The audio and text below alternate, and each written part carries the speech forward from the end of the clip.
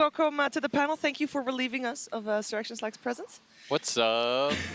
I'm so excited for this series, by the way, because I worked with Heen for a full year. It was during ESL Manila. I couldn't really commit to coaching, and so Crow was like, let's bring in another person. Who do you know?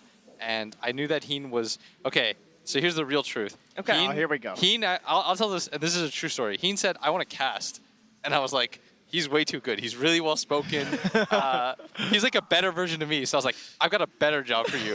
I'm not even kidding. I was like, how about you come coach? And because we were really close in Korea, like he always encouraged effort. Like even though we like beat their ass all the time, like he was always like, hey, it's all good. Like even though the Korean community hates you, like, you know, we love you. So I was like, oh, it works out. Thank God he's doing well. Otherwise, he would just steal our job. Yes, it's very true. Dude, I was looking out for thanks, you. bro. I looked at, I was like, Lacoste is good. I was like, I was looking. I mean, out let's for be you. honest here. Yeah, I'm gonna have to agree with that statement for sure.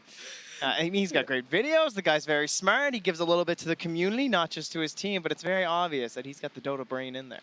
Yes, Yeah, he really does. And I'm very curious. He's facing Liquid. How much of an advantage, if any, does that give him when coaching TNC to face Liquid? Like, is that something that will give him an advantage? And I know this was a while ago, so, you know, it's been a year. Does it give you anything extra? I actually think Liquid's like the same team. Yeah. Like, relatively speaking. Like I'm sure that there are some other people that would think differently, especially a lot of people that are a fan of a certain player whose name starts with an M that is not Miracle or Mind Control. And That's ends really in specific. Atumba, man. Oh yeah, okay. I think I know that guy. Wait, He's around what? Here, Well, I don't understand what she was trying to go for. I'm just having a random thought. What if he never left Liquid and he's their double agent? So he picks a tri-lane, Clinks, Bounty, Ricky for them right now. I thought we got Slacks off the panel. Oh. Actually, sorry. Yeah, I had a goal here. Lacoste, serious stuff. Serious stuff. Super serious. What do you want to talk about that's super Oh wait, serious? is this a fun panel? Never mind. Never mind. You're good. I forgot. We have that draft panel for that. It's a story panel, you know? These teams have had a lot of stories, and I want to focus a little bit more on TNC because they have had some rocky results. They've had some good results in the past as well, but this time it feels like they're coming in different. They're coming in great. They come into the upper bracket trend, and they're looking really good. Yesterday, their series events against Vici, that was a close one. Yeah, and I mean, this is a team that's been a constant disappointment in terms of, like, they're a team that get you hyped up. 100%, because you watch Dota, like, I cast C Dota for like 2 years, constantly. And TNC, I love these guys, right? I followed them through all kinds of open qualifiers when they were on all their different teams. These guys have been on TNC, off TNC, back to TNC, a couple different teams. And I always get so excited to watch them, and I'm like, oh, here we go. Another great tournament for my boys. And then they bomb out. And then, of course, they actually get through on the DPC, which I wasn't expecting, right near the end of the year. And then they get in the upper bracket. Yeah, you have a good point. I never know whether to rate them highly or not. One of the hardest teams to read, whether they're going to do good in the tournament. Somehow, it always felt like their achievements are disappointing, as you mentioned, because I expected much more of them. It feels like they can get a top 3, but they can also be last. Yeah, we know all the talent is there, Blitz. It's just seeing if they can play on the same page, right? Oh yeah, for sure. And I think that's where you brought up Heen early on. I think that's where he probably contributes the most, and why we've seen them look dangerous. And they had an upper bracket slot. They were very close to beating that Vici gaming squad, and I think that's where that discipline and that outer influence helps a lot. You have a coach who has a lot of experience. This guy's literally won a TI. I think he brings that sort of veteran leadership to their team too, and that's what having a coach is there for. You fill in the gaps that your team necessarily can't do without you. But I do agree with everyone's assertion, because I think Gods had he had a really good way of phrasing it. He said, this is the most underrated and overrated team. Yes. I really like that assertion. I will fully agree with that as well. But I do want to say Heen, I think we give Heen too much love compared to other coaches. I mean, it's very easy to because of the way the team is like, so quickly turned around. But part of what Heen did is that not only is he just like, all right, guys, this is exactly how you're going to play your lanes. We're going to win this game, and then he just like walks away and they just play Heen Dota. He grew them all too. Like, you talk about this idea of like, now we're practicing, we're not just grinding. And so all of these players have upped their own game, made themselves so much better. And now maybe they don't need Heen quite as much now as they did before. He's still there, but they're taking it upon themselves now to get these victories too. We give coaches a lot of love. Like, I mean, Bulba, like, you know, everyone loves Bulba. That's true. He doesn't get flamed constantly or anything. Sure. If EG loses, I mean, Bulba is the one taking the blame for sure. You know, you think anyone's ever like flamed Heen? The funniest part about that is like when people flame Boba for his Josh when they lose, but no one talks about him when he wins. He's just like, man, they played sick. When they win, it's Arteezy and Somea went off, you know? Yeah. When they lose, it's Bulba's draft. I think it's also because Heen talks so much with like the community. Like like you said, he creates the videos for the community. He's obviously one of those coaches that you know he'll actually like try. Yeah. Whereas like a lot of coaches, they want to give up nothing. All right. Bulba just shows up on these random casts with a broken microphone. It's just like, yo guys, I'm watching this tournament from my room. It's so sick.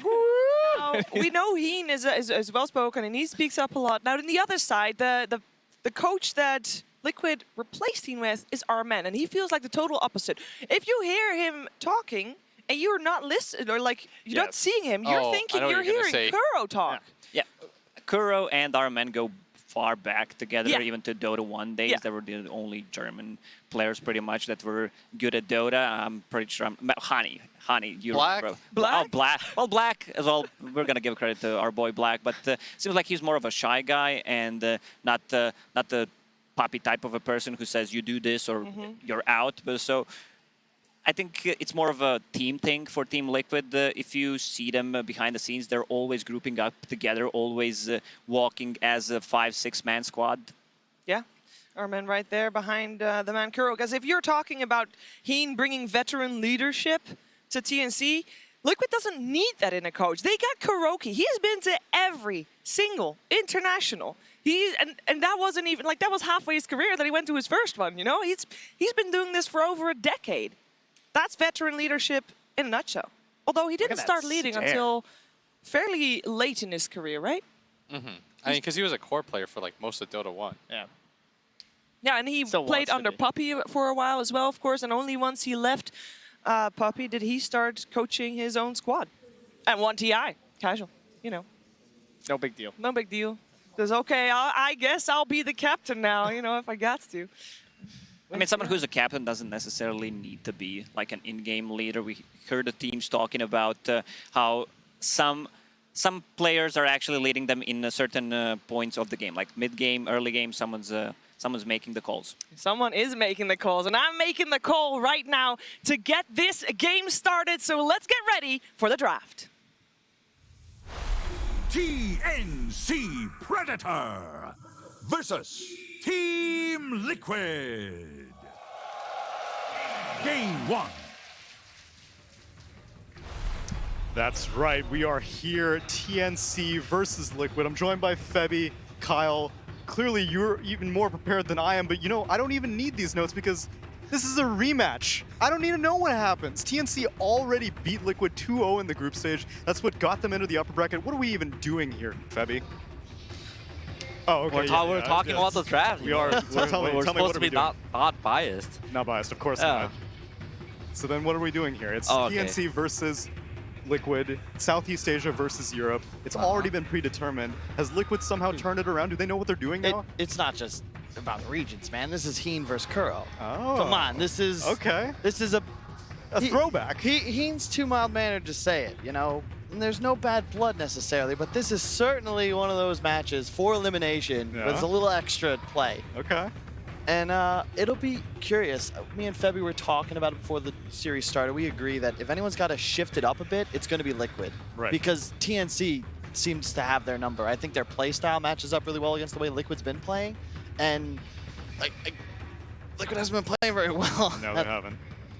Yeah, so I was kind of looking at the drafts from Liquid, and they seem to always like kind of change it up every few matches or so, because I think they're trying to figure out their own meta as well as the tournament goes on, because their resource has been kind of lackluster.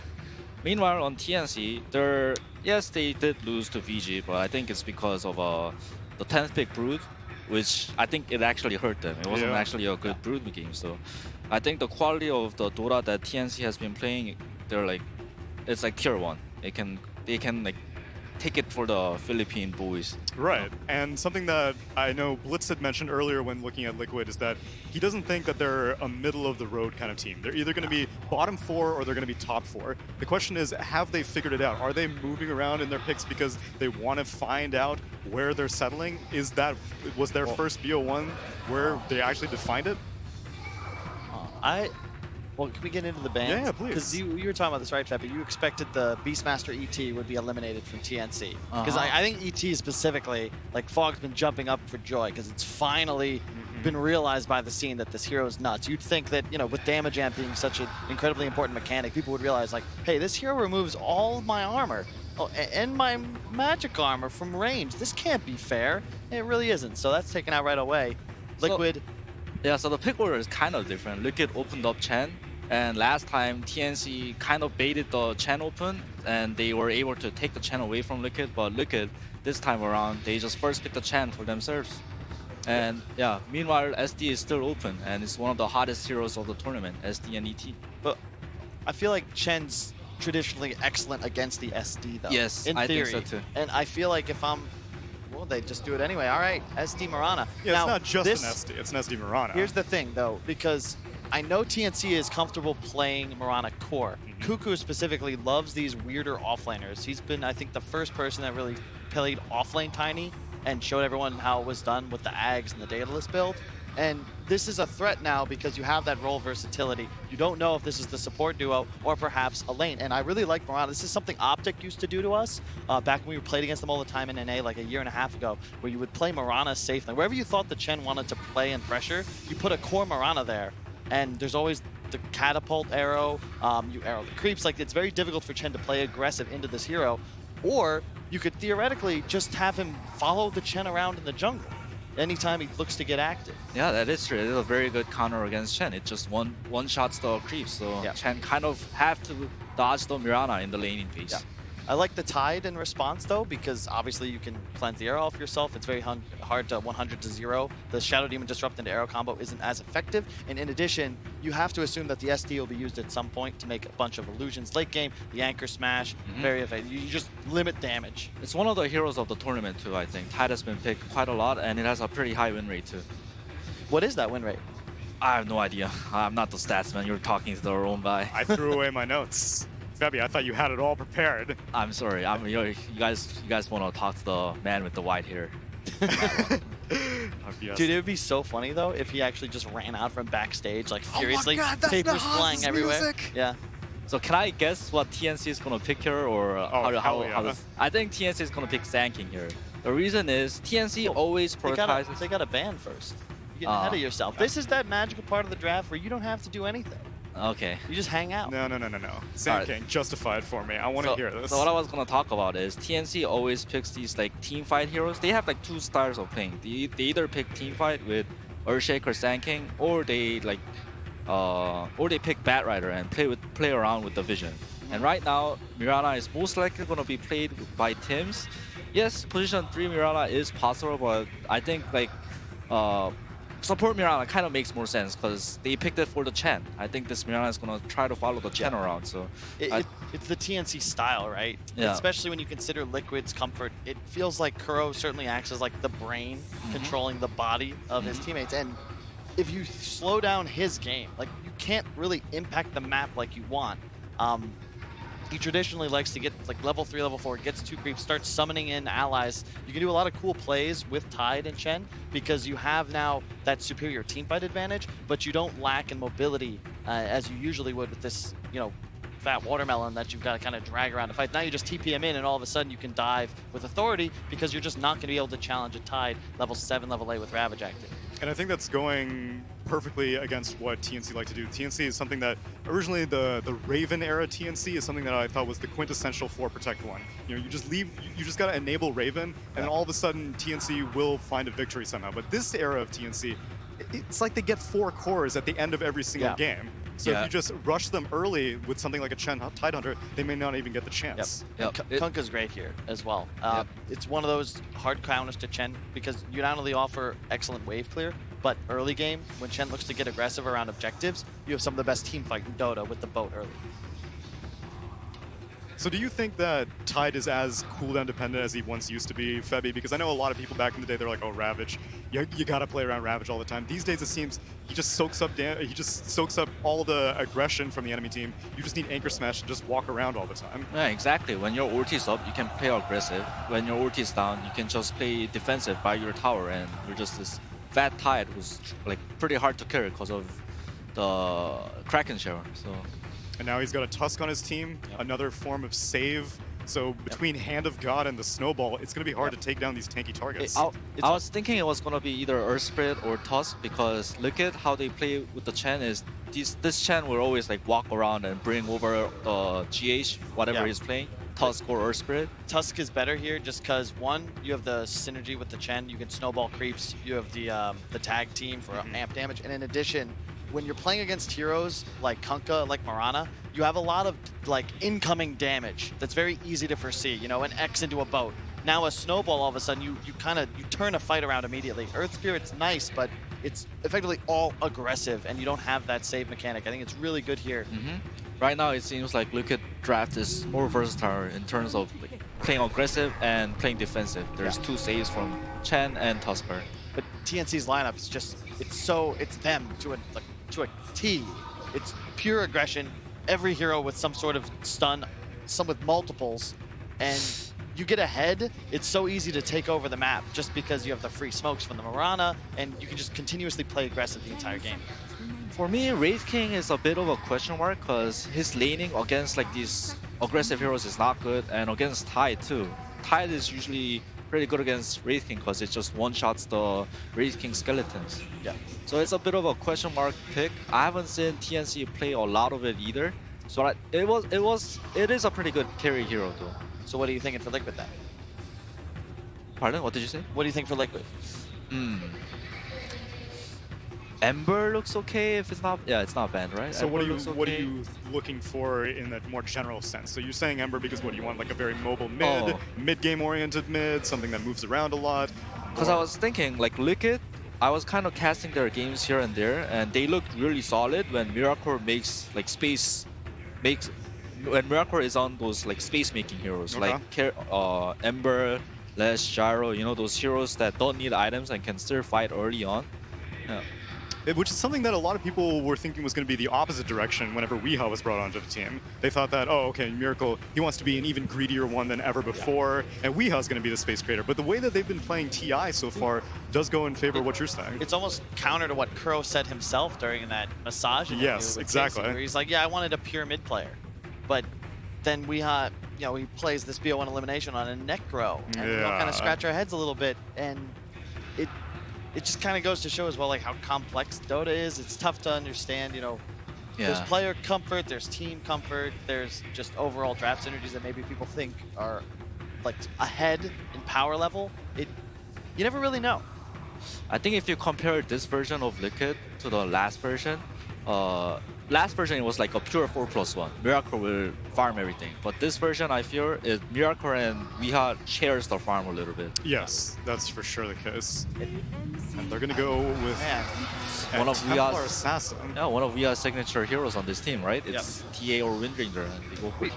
Probably should have seen it coming, right? It's not... I mean, it's into a Kunkka, though. It is, but I like it a lot against Wraith King. It's like a lower armor hero. For sure. And in addition, SD Mirana, like even if you set up the arrow combo, it's pretty much just going to be handled by refraction. Yeah. I do agree that Kunkka, you know, the torrent does take off every single charge. Exactly. However, the lane matchup, especially if Weeha gets a little bit of help from this roaming Tusk Chen, you can get ahead and start dominating the lane. I don't remember which game it was, but I really like this Liquid approach to the Wraith King. They know that Wraith King, he needs Midas, he needs Radiance. It's gonna be online pretty slow. Meanwhile, look at Liquid. They have Chen, they have Tide, they have T8. Like their heroes can snowball really hard. From 15 to 20 minutes, they're gonna choke out TNC's map so hard. But it requires, I think, a higher degree of execution. You don't have the luxury of making mistakes as Liquid because you're based around this time. TA, sure, you can get ahead, stay ahead, crush through a game, but it's a lot like a Quap. You die a couple times, you end up even in net worth against a hero like Wraith King or Kunkka, and you just don't have nearly the same amount of game impact. So then one thing that I immediately think of every single time I see a Templar Assassin, and I want both of your thoughts. First, Febby, why do you ever prefer a Blink Dagger first versus a Desolator first on a TA? What context do you go for which item? I think it depends on how good your game is, and it depends on your cores too. Because if your cores are backline killers, then you don't have to be the one that's blinking in. You can just go Desolator, BKB without blink and just play in the front line and take all the towers down, take all the Roches down. And I don't know. I think it depends on the game. So then, Kyle, do you think Weeha is a more greedy Templar assassin? You think he's going to be stacking those Ancients, just rushing that Desolator, and he's going to be like, yo, give me the early Rosh, even though they are dire, which does slightly complicate things, and they're actually going to wrap it up with the Troll Warlord. Yeah, it's one of the vintage Miracle picks. I'm not quite sure. It really depends on how his game starts. I think Deso, it depends on how aggressive they want to play. I think more importantly, how many towers they've taken out. Because you can kill a couple towers early. I actually think Blink almost works as a tool to accelerate faster. You got a Chet on your team. Now you can play enemy jungle, you can abuse traps, like you have a lot more freedom to play the map. Deso first is usually for more of that static game where once you pick it up, then you start to look for objectives. Because of the Chen, you could perhaps see that coming. You never know, because Kuro could also play, if he has this Mirana following him around the map and he has a slower start, maybe he has to play his own woods more, maybe he's stacking Ancients. Oh, and God, that is such Bat a Rider. Templar Assassin, what the hell are you gonna do now? Troll too, man. This is one of those dream picks. You pop your ultimate on Troll and then just get lassoed, dragged up to a high ground or something. There's not really much you can do. Yeah, it's a dream Bat Rider game, and I think is. Cuckoo's, that's like top 3 heroes for Cuckoo. Sand King, Bat Rider, and +1 that I can't really seem to remember. It just feels like it's TNC's comfort, right? If Liquid make a mistake or two, they're just gonna get run over, and you're gonna get to this point where all of TNC's heroes are just too tanky for these more burst carry type styles of the Liquid lineup. The combo potential is extremely high from this TNC draft, but I've got a combo that's even better. Let me pass it on over to Odie Pixel and Fogged. Thank you very much, Tsunami. TNC versus Liquid. What a brilliant way to end day 2 here at the TI9 at main stage. Both of these teams, I mean, what can we expect? TNC, they've come in with a lot of big surprises in sort of the group stage in terms of how they've been able to just break down teams in some phenomenally long games, some 60, 70-minute matches. And Liquid have been sort of up and down. They've had some series themselves where I think coming into the event, a lot of people would have expected them to sort of just roll over their opponents in, but they haven't. They've been tripped up. Now here on the main stage against TNC, it's not going to be easy for Liquid. There's every reason to believe that TNC could take this series. Absolutely. I mean, looking at their draft too, I feel like every time TNC somehow is able to get Cuckoo on one of his best heroes, he seems to always be getting his Bat How Rider does he get or a his big bat? Right? It seems like so many times we cast them, we're like, Cuckoo, he's always super dominant on these 2 heroes, and he always does seem to get it. So we'll see how they're going to be able to make use of it versus that one, because like the panel mentioned, this Templar Assassin, this Troll Warlord, there are some significant counters that TNC has drafted. Exactly. And here we go, ladies and gentlemen, as we get ourselves into the action of this best of 3. TNC versus Liquid. The loser is going home, so they better play their best if they want to have a chance of sticking around here at the International. And ooh, this is an interesting, so we're going to see some tri-lane action, it looks like, by Liquid as they're bringing the Chen in the bottom lane, starting with a Headdress. A Headdress level, look at that. Headdress level 1 to get that bonus HP regen. Changing the meta. So let's see. Look at all the heroes of Liquid when they are going to be in this tri-lane. 7.1 health regen per second in an aggro tri-lane. Have to imagine they'll get a Bassi on someone very early too. So this can be a pretty strong one. They really want to ensure that Miracle just is able to farm either versus the Bat Rider or just pull him away from the Bat. So that's probably what they're going to be doing. Even with that Divine Favor, they can dodge lanes, as we've seen teams do quite a lot. Curious to see TNC, as we've seen them playing a lot, they really like their Chen as well, right? They so do. this one was Liquid kind of stealing it, right? AU really likes his Chen. So it's been first pick so many times. Yep, you have to imagine that they have a really good idea about how to play around this hero. So we're going to see how they can execute versus Liquids, as Liquid, they've played this combo a lot. They like their Chen Tusk so much as they're able to get really active on the map early on, bring GH all over the place for free with that Divine Favor as well, and make aggressive plays. Yeah, we're seeing sort of across the draft, right? A lot of heroes that we're seeing time and time again here at TI, but I'd say probably the rarest out of the bunch is the Troll on the Tusk. Yes. Compared to all the other heroes, like, all the other 8 heroes, I feel like we've lost count of the times that we've seen teams playing. Absolutely. And that could bode well, very well for TNC, with a very familiar lineup that they are playing with. And a strong lineup of disables. Like Kyle mentioned, you look at the lineup of Liquid, they're kind of limited on their disables. They have Ravage and then they have Tusk, and that's kind of, their way of controlling the team fights. You look at the side of TNC, they've got Kunkka, Wraith King, Mirana. They even have Shadow Demon, who I feel like is kind of his own stun anyway now because of how amazing this hero really is. With a 61 pick rate and 60-something% win rate, this hero is insane in this tournament. And it is also a UNTNC. They're actually running their own aggro tri-lane, and they're putting the Bat Rider in the safe lane, making sure that Cuckoo can actually get something. And instead of just getting shut down completely if he was left alone or in a dual lane. They want to be sure to try to give Kuku a good game. We'll just see how this mid matchup ends up going. As, like Panel said, Torrent, really good spell versus Templar Assassin. You've got to imagine the Kunkka's going to have the edge, right? That's what you would imagine, yeah. TA should be able to farm once you get your levels just fine, but yeah, you're always going to come back as a TA, right? Like we may see in the lane Armel get the CS advantage, but he's going to be able to find the means to catch back up with the jungle. Yep.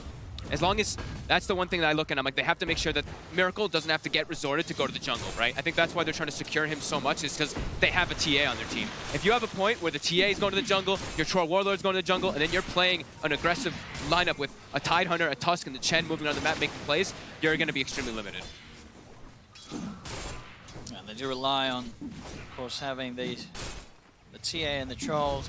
You know, at least one of them getting one of those early items, whether it be the Deso or for the TA or for Miracle. We'll see what his build is going to be. Whether he could be a get the diffusal. diffusal. Yeah, a possibility versus that Wraith King, of course. Yeah, certainly should be expected. Yeah. And they'll need it, you know, to make those fights happen. As you say, they're already just reliant on the Tide and the Tusk to really get things started. They've got to make sure that they have actually someone behind that sort of play to do the damage, because unlike TNCs, they don't have that crazy amount of wham-bam magical burst and you're dead. They might have to swap the lanes here. I think Kuroki might want to Divine Favor the Troll Warlord up top pretty soon, as the lanes are starting to get switched up, and now is where you're putting a Troll versus the Bat Rider. Sure, Miracle, he's still free farming really well right now, but we know how this matchup can go. You just get a couple stacks on yourself, and you just get chased by that Bat Rider, and you do not like playing versus that as a Troll. For now, GH trying to do his best to punch him away. They got the side pull off, though. Tims is able to get that one there as the Mirana here. Getting good control of that bottom lane. Kuku wants also try and hope to have a bit of a look into the CSs at the moment. He is struggling to find many of the old creeps. The same is to be said for Mind Control. It's a slow start in creep score at least, but they are both getting good experience. Both of them were pressured really hard. The Courier, Tims, they brought the Courier bottom. It was still walking. He just leaps forward and kills it. Oh, if only they'd waited a few more seconds. It was just about to be upgraded mid lane. Armel, almost, guys, the side blades there. Is able to X-Mark Weehaw to make sure he cannot dive him. But that's it, yeah, the Courier down. That's, well, that's someone's Wraith Band hitting the deck. That's Weehaw's regen. Also, he has one Tango. He still has a couple Mangoes, of course, for that too, but he could be a little bit troublesome here, as they won't be able to bring anything else out to him for quite a while. Is able to keep the CS pretty even between him and Armel. As we see the matchup transcend with Kunkka and TA 90 for 4, 90 for 3. Very even between these two mid laners. Of course, just both heroes very good at getting the right clicks, whether it be with that hard hitting base damage of the Kunkka or the refraction of the TA. Yeah, Weehaw catching back up pretty quickly there.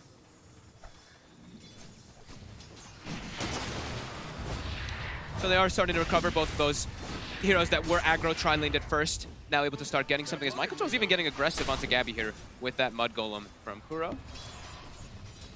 And like Panel mentioned, you know, this Tidehunter laning versus the Wraith King, it's pretty good. You're always going to be able to go for those anchor smashes onto the Skeletons, and look, that's what we were talking about. This bottom lane, you said they needed to get out of there. They didn't. I feel like they should have stuck around, and I mean, you foresaw this. You said this bottom lane, once the level's there on Pat, he's just going to run them over. Yeah, and he does. He comes back down bottom, too. I mean, they have the Divine Favor from Kuroki, like I was mentioning, to bring him up there. But, yeah, they're just choosing to actually keep this matchup. It's going to be really crippling for Miracle, though. You have to expect that's going to happen. Every single time there's a rotation from Tims, they can easily set up onto this Troll Warlord. But they're keeping it this way. They want it. That's why they want to lane it. They want to keep the Tide versus that Wraith King. That lane in itself is still a bit of a scary one for Mind Control as well on the top. Yeah. Has to be careful getting down low, just down to the Mango and obviously a stick, but sitting very low on the HP. In fact, there's the TP. He's going to head over to the Shrine. Looks like they're actually going to bring the Chen bottom instead of moving the Troll Warlord, so it's still just trying to secure that Miracle's down here instead. So the arrow on the creep. Kuku, he's got Firefly, gonna get slowed up here. Should be... I'll say that the Mud Golem stun's coming in, causing some issues. He'll pump the stick charge, snowball across from GH. He's trying to kill, but he's burning. The Firefly's killing him, bringing him low. Tims jumps in, he'll be able to finish it off. Kuku's fine. And TNC getting a third kill down on this bottom lane. It's 5 minutes in there at a 2K lead. Yeah, Liquid's refusal to switch those lanes, get a better place for Miracle is making this bottom lane a bit of a it's just a beautiful zone for Cuckoo to have a dream start in terms of getting involved in kills. I mean, TNC's probably thinking the same thing. They're probably like, oh, this is cool. We have Cuckoo actually lane. This is what we wanted. We wanted to have Cuckoo in versus that Troll Warlord, and even better that it's in the safe lane. That's the way that they set the lanes up, so. Gonna constantly see TNC set up for those aggressive plays. They've got to be careful, Liquid, anytime they try and go for this bat, as it could backfire. Aha. They have a good amount of slow. Now with Kuroki getting more creeps, he's able to, get that the Satyr Banisher, but it's always going to keep getting arrowed. Panel mentioned that, the draft panel. Tims is going to be happy with this. Yep. Thanks for bringing the big creeps to the lane. The last one almost maybe caught Cuckoo killed a little bit because he killed the Mud Golem and the Shard Golems came out, but it ended up being just fine. But yeah, the 2K gold advantage, they're perfectly fine with the way these lanes are set up. Tims is, like we always say, Tims is going to start transitioning. He's got the first kills of the game. He's already top 5 net worth. He's same gold as the Troll Warlord down bottom. So the stacks, looking at Liquid at the moment, they're not actually setting up any stacks at all here, which we've seen a lot of teams doing, I think, more than ever. We always talk about that stack game. We saw how much, especially EG was doing it this morning. We saw like triple stacks all over the jungle. So we'll probably see them back up soon, or maybe Kuroki will send a creep to stack those. See top lane, arm out, maximizing the damage, getting the Tidebringer hit off the creep, sets up with the X-Mark bow combo, and Mind Control is taken out. Making those early moves and making the most out of getting that level 7 nice and early on as the mid lane Kunkka. Yeah, crisp, easy rotations coming out. So the other thing they do have, as we see just used down bottom right there by Kuroki, that little Satyr Banisher, he's kind of keeping that one, not only just to put the pressure in slow, but to remove the sticky stacks from Miracle. So if Miracle is getting gone on, he can use that little dispel on his teammate to help him out. Back towards mid, he's coming a little aggressive. What's he doing in the trees? He's going to be straight up dead, surely, yes? Yeah, there's no escape for Wii. As it's not only the bottom, the top lane, it's the mid lane as well. TNC, we've seen them do this before. They are getting every single lane in their control, and they're getting kills all across the map. We saw what they were able to do. The games that we casted versus Liquid, they ran away with those early games pretty hard in the majority and just were able to just completely control the map. And it's only 8 minutes in, but we're approaching like 3K gold marks, and the pressure, like we said, Liquid, how do they get aggressive? The Templar Assassin and the Troll Warlord, I mean, they're still doing okay, but who's going to make the move around the map? Wow, and which hero do you get aggressive on? Mid lane, another combo's laid out, and it's another kill for TNC, just finding any opportunity to outnumber and make the pounce happen. Because looking like free moves for them. They're just making it pretty simple with their rotations. And I don't know how Liquid can make a move at this moment, because not only, as you say, it's hard for their heroes, it's also hard to do it on the heroes of TNC. They've got a mid lane Kunkka. He's very tanky. If he gets a poke down, now they'll try, but a good disruption. Saves him from the initial combo. Tims is coming in with the wraparound armor. He's trying to run himself away, looking to get to the high ground. He's still alive. The poke comes out. He's getting back to the tower, but they will kill him off. They'll get the kill, but now the turnaround comes into play. Tims turns, finds GH. Weehar's trying to dive for more. One more hit on Tims will do it. Has the salve, taking him back up. Kuro's looking to dive. Tims underneath the tower will be closed upon. Weehar gets the meld strike in, and finally Liquid are able to get some kills in their favor. That's massive for them. Just able to set up, you having all these traps set up. Weehaw with that aggression, actually able to get Armel when he pushed up too far this time. So that one, Liquid finally able to turn it around. That's a lot of space. Because it is a big kill to find. Yep. As I was going to say, the 3 cores, they're not easy. You got the Kunkka, who's, when he's got the boat online at least, I believe didn't have it available in that attempt. He's going to have that rum on him. You have a Wraith King with that second life when he's willing to put a skill point into it. And you got the bat down bottom, as we've seen before. You try and chase this bat, you don't kill him straight away. Next thing you know, you're walking through the fire and the flames, and you're dead. TNC immediately smoking up. They know they can keep putting this pressure on here too. They still have, every time they do have boat available, they will make that move. See in the river.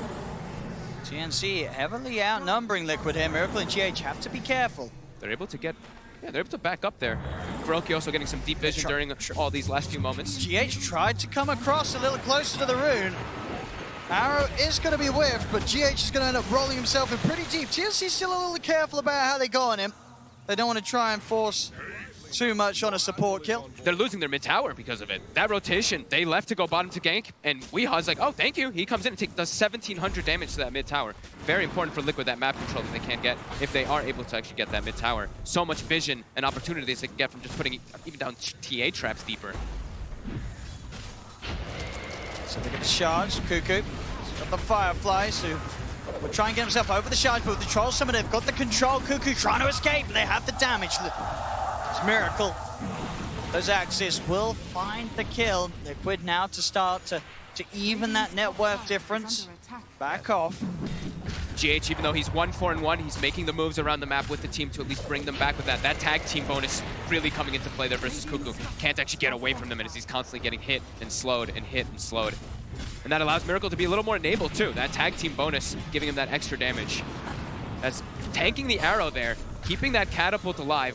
Nicely done by GH as well. They'll look to try and outnumber Mind Control top. They know that the pressure's on bottom from Liquid. Mind Control, he's left. Very, very open for that play to happen, and they'll try and get a bit of a push on themselves. But Liquid, as it is, should be able to finish this Tier 1 tower. No interest in TNC coming down here and trying to deal with the Chen Troll push for now. Tower will go Liquid's way. Diffusal Blade starts to get built into by Miracle. That cuts the gold lead, the experience lead, completely back to 0 after that early game. Small rotations coming into play, but they're able to also get a lot off the map from Weehaw. As he backs up, takes the mid tower, goes to the jungle, completely recovers. It's the TA who was having a little bit of a disadvantage matchup in that Kunkka, and now almost level 12, and the Desolator's about to come online. Look at these heroes. Quick. TNC's heroes, they can be pretty squishy versus that early Desolator. They can indeed. Even Wraith King, not that high of an armor hero. He only has the 4 on base and then your 6 extra with that phase boots. But still, that's a lot that's going to be coming out from Weehaw, as he pretty much has it done. Yeah, they'll have a good shot at being able to kill that Wraith King twice when they go on the hunt for Gabby. It's Gabby. Midas and 1,400 gold as he works towards the Radiance. Just a bit of a timer to see what point of the game he'll be able to get that online and how it's going to correspond with some of these core items on Miracle and Weehaw. Armel's really acting as the ganker here, walking through the Sentry Ward here. Can he get the X? He will get it on Miracle, and the Bat Rider boots of travel on the creep wave. There's the setup. Torrent Boat will start to lay down some of the poison. With Demonic Purge, Miracle can do very little to get himself out of this. Won't even bother wasting the one charge. Knows that he's dead. TNC find him out. A little too far on that bottom lane and a little alone. But it is on their side of the map, so that's the one thing for Liquid is, you know, they killed him there, but can they transition into anything there as they have to bring 4 heroes? And look at Liquid. They are quickly running to the pit with that Deso finished up with the tag team. Are TNC going to expect this? We have, what, the smoke up arm LAU. They're heading over. They seem to know. Illusion's going to be sent out first to start to scout any possible maneuvers, but they're still under the cover of the smoke. Oh, so it's not a ridiculously fast Roche. It's a good time with the Deso. They're starting to figure it out now. Can they get in the pit? The shards have blocked them off from getting in. Armel, it's a big torrent. They're going to try and interrupt this. Liquid, they'll get it. They get the kill. TNC will get the kill on Roche. Liquid are able to continue to secure the Aegis. Mind Control will die for this one. So TNC find a little bit of action, taking the kill away. And finally, after a bit of time, finishing off Mind Control. But the Aegis is still secured by Weehaw. Who ended up getting the last hit there? It was the poison, TNC, but who actually, was it the poison? Yeah, I couldn't tell. I imagine so. He got a few stacks on it. It's nothing crazy, but... Yeah, a couple things. Yeah, it looked like it was the poison. That's a bit of money. You can see there, 3K back up. TNC with that advantage. But obviously, eyes are on Liquid to make something happen with the Aegis on Weehaw. They can definitely look to try and push for some of those tier 2s, or at least the tier 1 that does still stand towards that top lane. Yeah. Still tough to make those like aggressive moves, right? Until Weehaw does have a Blink Dagger or they go for the Tidehunter Blink Dagger, it's going to be a little bit difficult for them to get on top of heroes. We still see them, they are constantly smoking though. They're using their vision. They're trying to keep these aggressive moves and keep Liquid able to play on the opposing side of the map because he's trying to make sure that he maximizes the farm for the team. We were worried that maybe they both resort to jungle, but if this is the way they're going to do it, this is a good way to keep the pressure up while farming. But TNC, they're all set up around their area here. These bounty runes. They're going to look to even go for the aggressive one. They are pinging it out. Gabby does kind of want to go up there, but the Chen, they see those creeps and they know it's a bit too scary to actually perch forward. And we'll be able to get the 2 up top though. TNC, so securing the 3. So they just make sure that Liquid struggle to get back in with the lead. Halberd gonna be the next pickup for Armel.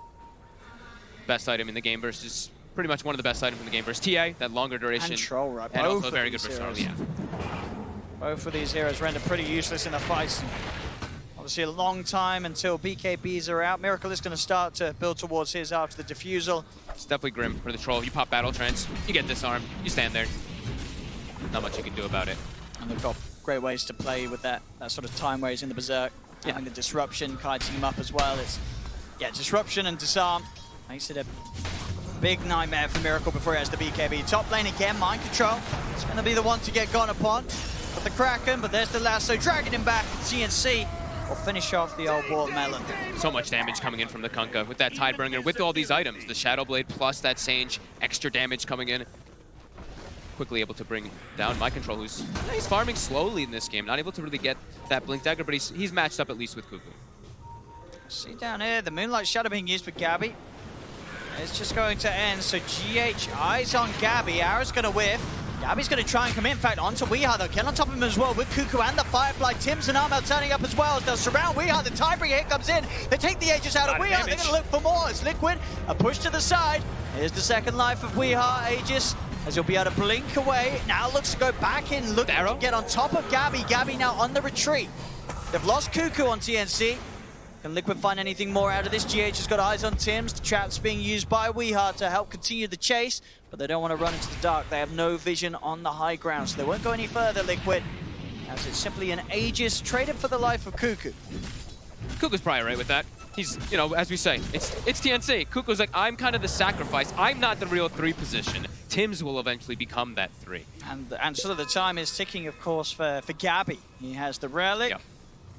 Creep camp or a creep wave, and that Radiance is going to be done on the Wraith King. And it's going to be a pretty devastating one. I know a lot of times we look at lineups and a lot of times casters always talking about there's so much magic damage on this team, there's so much magic damage, blah, blah, blah. BKB's so important. But you look at Liquids, they're not really that magic damage oriented in this time around. It's a lot of physical damage that is going to be coming out. So that Radiance, that evasion, all these little things are definitely going to start kicking in for TNC. And that Radiance is done, and they're already starting to group up. They want to keep it going. It's there. He'll grab a Mango as well for the trip. Gabby with the Radiance done. Radiance Halberd. With the Halberd, yeah. Yep. They've got all those tools together, TNC, which is going to make it almost impossible for Liquid to take fights head on. They want a greater form of initiation still, though. They want to get Cuckoo with that Blink Dagger, which he's approaching pretty soon. But My Control actually has his finished up already on the Tide Hunter for Liquid. So those counter initiations, that's the one thing as a Bat Rider, you have to be careful versus Tide, because sometimes, you know, you grab a hero and then the Tide blinks past you and ravages your whole team. So TNC, they're gonna have to be sure to jump. When they do these kind of jumps, they have to make sure they do it with proper vision to make sure that they can see those backlines to get the appropriate hero caught. And sentries, most of all. Lots of sentries in the lane to make sure you're not standing under TA traps so that Liquid does not know exactly where you're all set up.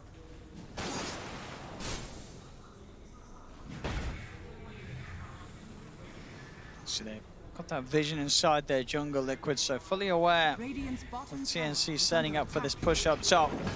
They may just have to let this tier 2 go, though. Still not quite ready, I feel, to turn up, at least until that BKB's done on Miracle.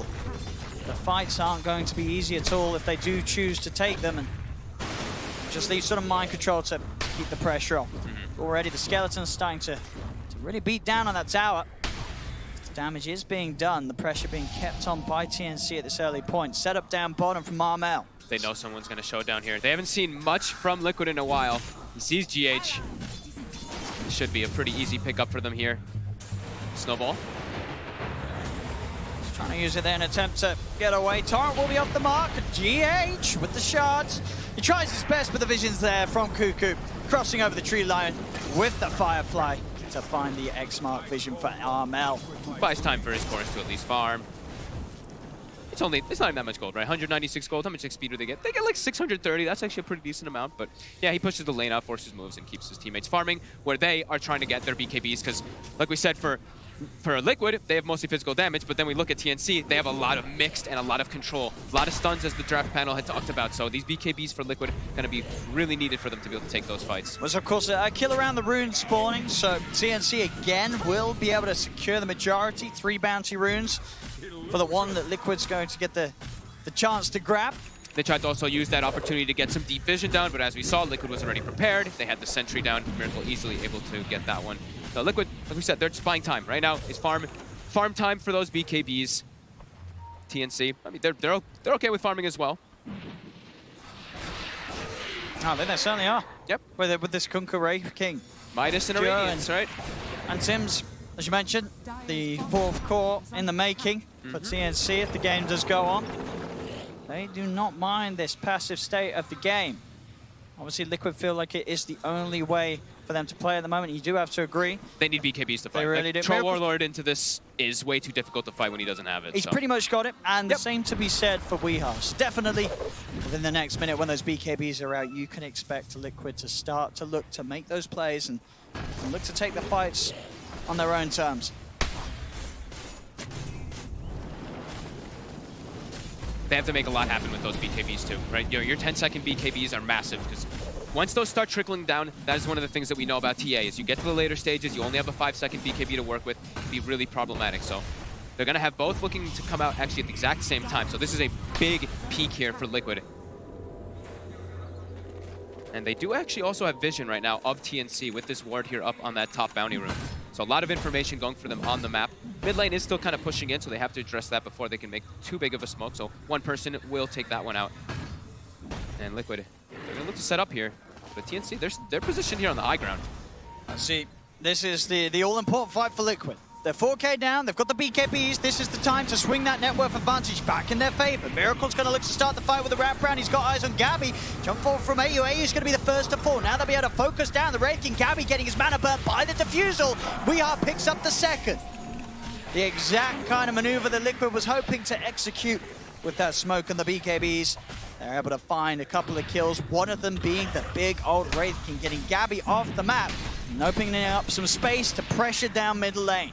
Very methodically done, right? The way they wrapped around that smoke. Instead of going just walking up to the high ground, they sent GH to the high ground, and then they wrap around the back to get the squishy supports as well as that Wraith King, who's still at this point, like we said, 5 armor, 5+6 armor. So he just gets easily brought down from these physical heroes of Liquid. And he switched the build. He's actually wanting to go for a more aggressive type build onto Gabby, that is, with a Blink Dagger. He had the BKB queued, he bought the Blink really quickly. So they want to be the ones jumping in and starting the fights, maybe killing units before they get those BKBs off. I can see that, and I can see that for the escapes as well, right? Yes. You're just having the Blink of Wraith King, not only with the reincarnation, but you do have a Shadow Demon on your side. So you are going to have that disrupt into Blink escape. They still have the axes, right? The Troll Warlord axe is one of the better things in stopping those instant blinks, but yeah, can definitely be used to get an escape off.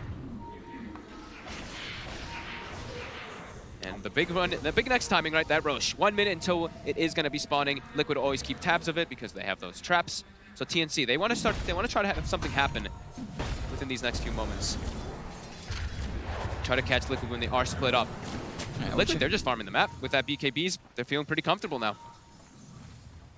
Yeah, whether it be getting a kill before the Roche is up or just making them use the BKBs, making sure that they won't have the BKB charges ready for that Roche fight. That's at least the aim of TNC, and you see it straight away. Smoke up. It's time to make a play. I know that they just lost sort of the last bit of momentum, but they can definitely get it back if they're able to find a catch. Miracle. These next few moments are so crucial. They find the smoke also to a power rune. They actually see an arcane. They're kind of camping it here, hoping someone Liquid is going to walk down. It is warded, so if Liquid had their eyes on it. They pinged it immediately. Yeah. Hiroki pinged it right away. He's like, they're bottom. Yep, they're smoke bottom. He knows. That's the risk you take when you take those power runes when you're smoked. And either way, it looks like TNC sort of knew it themselves. They grab the rune. They don't try and look any deeper. They don't go up to the high ground. They know that Liquid's very likely to have wards on the area. They've got all their lanes pushed out right now on the side of Liquid. It's go time again. Like we said, those BKBs, they're also going to be constantly looking for fights. Also now I believe JH is bringing a Blink Dagger. This is also another very crucial item for Liquid. As Kyle mentioned on that draft panel, a lot of different ways that you can, they're telltale the way the TNC spell is going to be coming out. There's a lot of ways that you can get some nice saves coming in from GH. There we go. Smoke into Roche. It's going to be a big fight. It is scanned out, so TNC know exactly what's up. Cuckoo's going to start heading over with the Firefly. Moonlight Shadow being offered over by Tims. As Liquid will go for it. And he take it out very quickly. Cuckoo's going to try and look for the timing. He's in with the lasso. Armor's in with the BKB. The time bringing them over. Mind control. He's outside the pit with the Ram. Charmel already got the BKB up, but Tims is punched up into the air. Gabby's trying to tab, but a quick melt in from Weehar takes him down the once. He's back with a second life. Blinks over to the side. Weehar still trying to keep his eyes on Gabby. The Ray Fire Blast slows down Weehar, but the rest of Liquid collapsing on the Wraith King. As Liquid will be able to hold this area around the pit.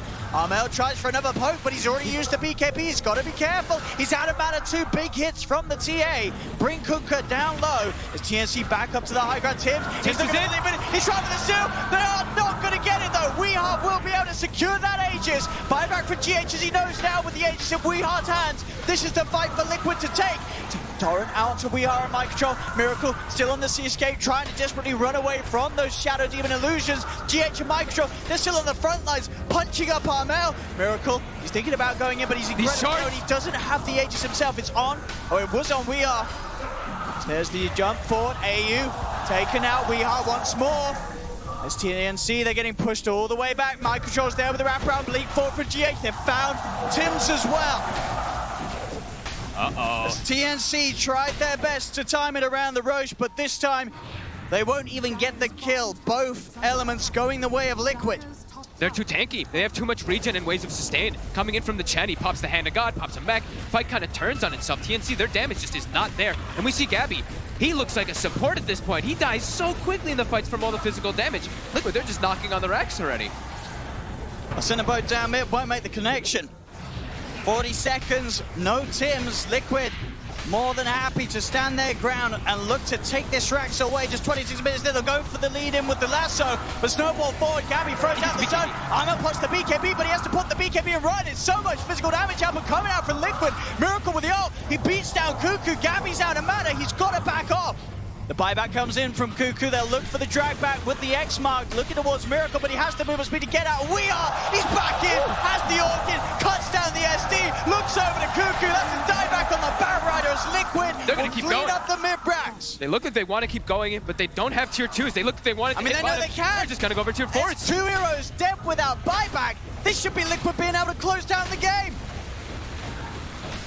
Tier 4s are falling. TNC, can they hold it to 3? They're going to jump in. Silence out immediately onto Gabby. Gabby, he's got to be careful. His Moonlight Shadow, but Mind Control, the Ravage hits onto 3. Gabby's dead the once. They'll look for him a second time. Start out to Miracle, but Weehar's BKB is back and available as TNC are pushed back. Blinking aggressively from Weehar behind the tier 4, behind the Ancient. Gabby's dead for 80. No buyback on him as well. Liquid will retreat. It will offer a little bit of mercy, a little bit of time. Weehar still being fought by Tims and Armel. They'll look for the X mark, but Tims, he's been slowed down, run down. He's got 1 leap, but Miracle's into the range for him. Weehar blinks in, and that's Tims dead too. And with that, they could certainly have a good shot at closing this out. The fortification is there. Armel is going to try his best with some cleaves, maybe setting them back a little bit, but they have the heal coming out from that mech. Got the SD back in place. 7 seconds and Cuckoo's back in. They're going to give him some respect. They're going to back off. They got the tier 4s. Structural damage was done. Absolutely. All that gold as well. 28 minutes in and the base being exposed, the Ancient exposed. Over the sort of the matter of those last few minutes of gameplay, 4 buybacks being used by TNC to no avail. You have to be wondering if maybe in some of these situations like Gabby, he needed to go for a different, like an armor item in between. It seems like he bought the plate mail now later on after these last few fights went really poorly, but we saw he walks into the fights over and over again and he just melts. I feel like an armlet could have really argued to be a really good choice on him in this one because he just dies way too fast. He's not really having any type of impact on this Wraith King, while he has these other frontline heroes, the Kunkka, the Bat Rider, able to get in there. We'll see it again. TNC just trying their best to slow down this pressure that Liquid's applying. And they just don't have the means to do so. The BKB timings from Liquid earlier just really set everything in motion for their lineup. And too much sustain. The Chen just rallied around Kuroki, having all that different types of healing coming in. Even the Vlads, more healing coming in for those carries. Yeah, you can see. A bit frustrated. GH still in the zone. Keeping it focused. As much as it looked like the game would end, it's going to be for now. They do hold the Ancient. They have such a commanding lead now, though. We saw the last few fights without these other items picked up. Miracle, a full Satanic. The Orchid we saw, of course, by Weehan that last fight. And even now, Solo Crest for Mind Control. So these carries, who are hitting extremely hard, now are going to be hitting even harder versus this, what became a super squishy Wraith King after having such a good farm. It really did. It really did. And we have seen TNC make some remarkable comebacks in the group stage. And they do it here on the main stage. This game is getting quickly out of control for them. It feels like their damage is, they've hit a wall of damage pretty much. Liquid just able to counteract it too much. sure, TNC, they keep coming back in. They throw a Tidebringer, they throw a Starstorm, then they leap back out. They have a lot of different ways to like poke and prod, but yeah, Liquid, they just rally and group up, and it's too much right now for TNC to take. Around this Tidehunter, like we said, this hero has been also winning a lot of games. Just the way that the group up, the team fights that happen, the way that you're able to just counter-initiate and just ruin the whole entire idea and the way the TNC wanted to fight. And of course, as you mentioned, sort of that all-important hero, the power of who gets the Chen in this series. Yep. And whether we see Kuro being able to grab it for Liquid or AO being able to bring it out for TNC is going to be quite a deciding pick in the drafts. Absolutely. I mean, you see him. He's 1-0 and 13. It's not even like TNC's like hemorrhaging kills all over the place. Armel is 6-1 and 4 in this game. It's pretty remarkable the way that they can just group up around this hero, around the Tidehunter as well, and just start to close the map and win a couple fights and just snowball out of control. That's what we see a lot happen with these Templar Assassins. These 30-minute pushes, these 25-minute pushes with an Aegis, able to really just take over your advantage. As yeah, Liquid, they're just controlling the map now, and Gabby is trying to find some farm on the map, hiding in the trees with his Radiance off. But Liquid, they want blood. Kuroki wants blood too, look at him. He's ready. Pretty fierce, pretty fierce stance there by him. He's got that fighting face on. So they'll continue to just clean up the easy free money. Another shrine will fall. You can tell TNC's feeling pretty desperate. Trying to get any type of forms of farm on the map. Gabby pushing far forward. Cuckoo as well, trying to cut waves. Liquid. To the base they go, the AU. Getting smashed by the anchor. We are in with the quick finishing blow. As this 5-man of Liquid just seems a little too powerful right now. This draft for TNC to deal with and hold back at the 32-minute point. Into the base they go, Liquid. Ancient's starting to get poked upon by Miracle. Just put him in that front lines there. He has Satanic, he has BKB, he has Solar Crest. Throne's going down. Gabby can jump in. He's going to try for the jump. Snowball comes out. They'll turn quickly, looking to burst him down the first. And in fact, he's out of mana. He's dead without the chance. Short. They burn his mana. They burn his life. Ravage is out from mind control. They're all dying again on TNC as Liquid will push Armel back to the base. And GG is called. This game was over at least about 5 minutes ago. They tried for one last shot. It's the main stage. You've got to do it. But game one, without a doubt, goes the way of Liquid. And you can't help but feel as well that this one was a game where a lot of it really was on the draft. It worked out perfectly for Liquid. They knew the exact tempo to play with this lineup. They get the Kuroki Chen. They hit all their timings. And try as they might, TNC as well, a team that had a good start in the lanes. They were performing well in the first 10 or so minutes, but as the draft started to clash, they just didn't have it in their lineup to deal with this physical push and sustain that Liquid had. It's the sustain, right? And that timing, like you were mentioning, such an important timing from Liquid. They did it pretty much perfectly. All of it came together. Double BKBs came together. They take a fight. And then with this Chen, with this high amount of healing, Kuroki having this 1-0-18, we see the damage numbers. TNC, they did a lot of damage, but a lot was negated. There we go, ladies and gentlemen. First game of the series. I mean, Fog, just a quick word from you. Going into game two, what are you watching out for the draft to change? Probably the Chen is one you have to look out for a lot. All right, so all about the Chen. But there we have it. First game goes the way of Liquid in this best of three, as we'll pass you back to Shiva and the panel. Yes, thank you very much, Shody, Pixel, and Fogged. In that game, 32 minutes, and when you're playing against TNC, it's always a little scary because they're a team that makes these games go really long sometimes and then take it as well, as we saw in the group stages even. This time, though, Liquid able to close it out, Trent. Timing. I mean, what was the big thing about TI7 for Liquid, right? It was all about very specific timing windows where it would be like the Aghanims on the Coddle or like that Necrophos gets the perfect item. We go, we take high ground, we win the game.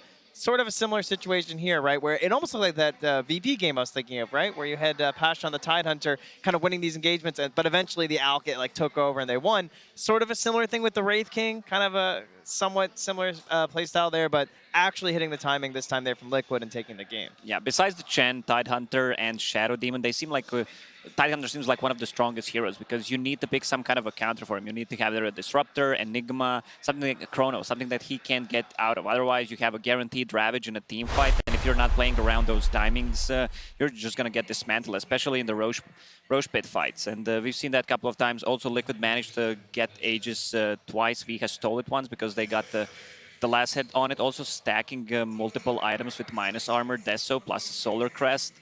Right now, in my opinion, Solar Crest is one of the best, if not the best item in the game right now.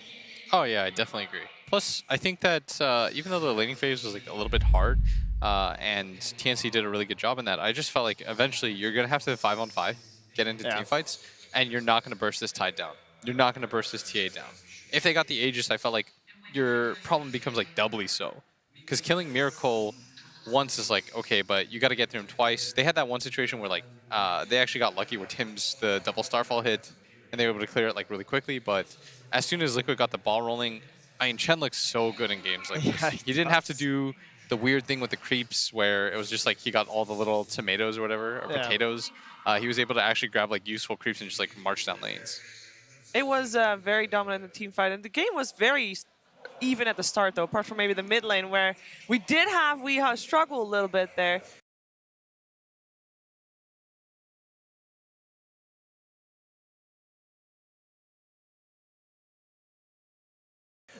Able to recover, but that Roche fight happened at some point, and at that point it was like, okay, you know what, Liquid, this is their time. They're gonna try to make a run for it. Yeah, TA is one of the best Aegis carriers in the game, and you're playing around the timings. The first Aegis, you want to build some advantage, even though the first Aegis was gone real quickly. The second one, this is where you want to end the game. You want to get to at least one set of Raxes because of the death, so you get one good team fight, clear it out very easily. Yeah, amazing performance from them. We are going to head into the second game really soon, but first, we're going to check in with Slacks, who has a guest, a musical guest, I believe. Shito? Ladies and gentlemen, we thought we'd hype this place up a little bit with a special musical guest coming in all the way from Japan. You know him, you love him, ladies and gentlemen, it's Mara! Hello, everyone! We're back, baby! Baby! Big boy's brother! Big boy brothers out there! Yeah! Mara, we gotta wake this crowd up. We might have one more game. Yeah. I need some rapping. Can you throw me a rap, Mara? Okay. I'll give you. I got the beat. What's up, Twitch? What's up, TI9? Well, I got a rap. Let me do the beatboxing. Yeah. You ready? Okay. All right, here we go. Please, come on, please. Yeah. Big boys brothers. Yeah.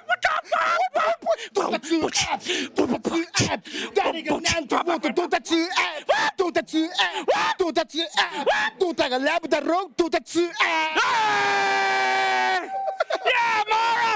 We're back! Oh, it's so good to have you back. Hope you guys woke up a little bit. Mr. Mara, anything to say out there to all your fans in the West? What's up? What up, dude? I'm Japanese Dota 2 player. 3K players.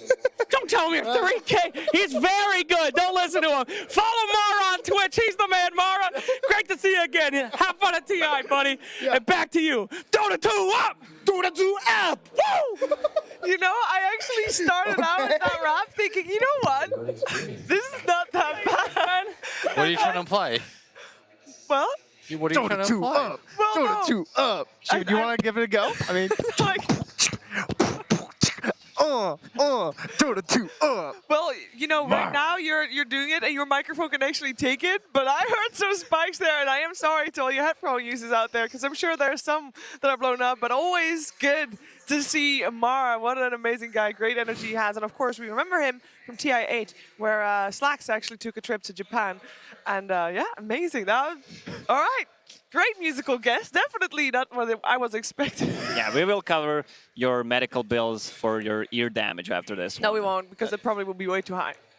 Way too many people? Too many people. You tried, though. Because so many people are loving this great series between TNC and Liquid.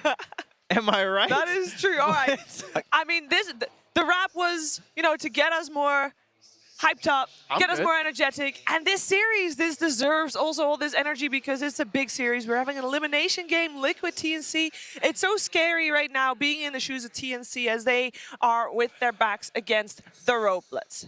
Oh, yeah, for sure. And the weird part is they crushed Liquid in the groups, right? Yes, they did. They actually made it so that Liquid had no chance to make it into the upper bracket. And now they're facing one game away from elimination. It's a scary position to be in. I think it's probably kind of scary when you watch VP go out before you too. Yes. I don't know. I feel like that would impact me if I was TNC. Like I just saw these guys who I've been fighting against all year and are kind of, I'm sure, people they look up to and people they've probably looked for playstyle adjustments from, and they just got eliminated. And now you're sitting here versus Team Liquid, who of course is almost similar to VP in that same regard of like, oh my God, why are they down here? They're so good. Or it's the other way around. Oh. If VP can bleed, Liquid can bleed. You know? Optimus. If VP can get knocked out like that, well, for sure they can. I mean, even during the group stage, Liquid showed that they can bleed, and the TNC already took 2 games of them, so I'm pretty sure they can do it again. They just need to adjust their draft a little bit. Don't let Chen, if you have a Tidehunter, get some kind of a counter. I think Doom was also picked in only two of the games so far. So that's one of the good counters to a Tidehunter, because he can't get Kraken out of that.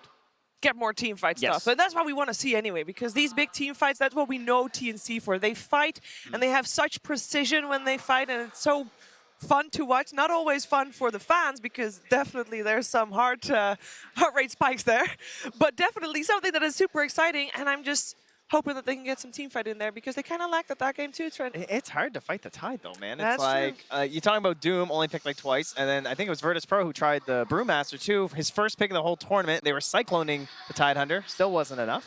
And then on top of that, maybe like Ursa also hasn't been picked.